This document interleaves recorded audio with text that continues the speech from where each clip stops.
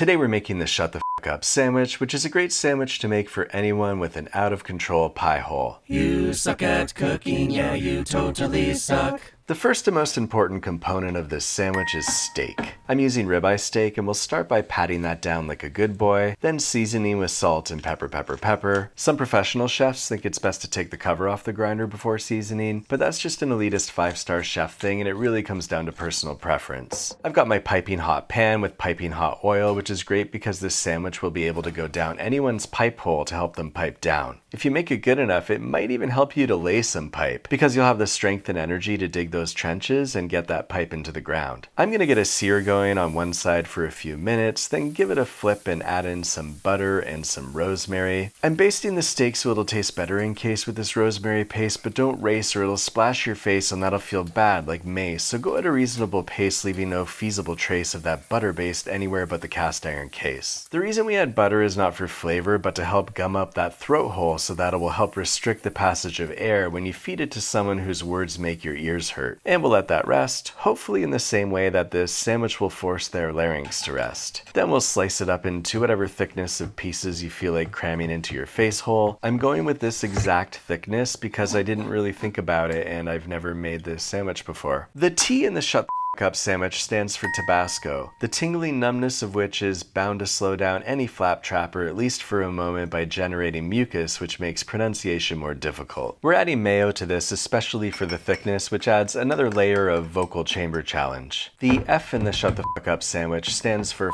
Focaccia, which is one of the most sound-absorbing breads on the planet. When cutting the bread, remember your goal is to fill a mouse-sized hole, so cut according to the size and shape of the intended cake hole. These big bubbles in the Focaccia are the enemy of sound waves, absorbing anything that comes remotely close. They absorb so much sound that Focaccia is more effective than noise-canceling headphones. So you can make your own set of Focacciones to wear at a concert or during your imploding relationship. And finally, the U in this sandwich stands for onion. We're going to chop up this onion and start to caramelize it. Pan is on medium-low with some oil, and this is how you're not going to crowd the pan, since I've read you're not supposed to do that. But I think the results speak for themselves, meaning that onions can't talk, which aligns with our greater goals here. And you'll notice that suddenly the onions got really brown here. This is a phenomenon known as I got distracted putting on this sick temporary tattoo. Ah, so sick. The good news is they're still gonna taste good because browning is the entire point. I don't know much about caramelizing onions. I just do it until they turn into this sort of onion sludge, which tastes really good. Oh, by the way, the U also stands for arugula. Now we're ready to start assembling. We've got the sound dampening sheet here. We'll add the throat thickening Tabasco mayo on both sides. We're gonna lay our steak out in strips, top that with our caramelized onions and some arugula, then slap on another soundproofing layer. And now, you can give this sandwich to that special someone who makes you feel really thirsty for silence.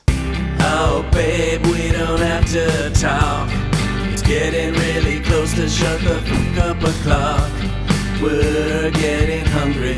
What do you want to eat? Yeah. Well, it can be anything. I mean, it's a bit too early to have lunch.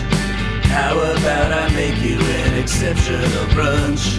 I've got a special recipe for you to shut the fuck up with me. And I think you'll agree it's good. Let's spend the day together, shutting the fuck up, then we'll see.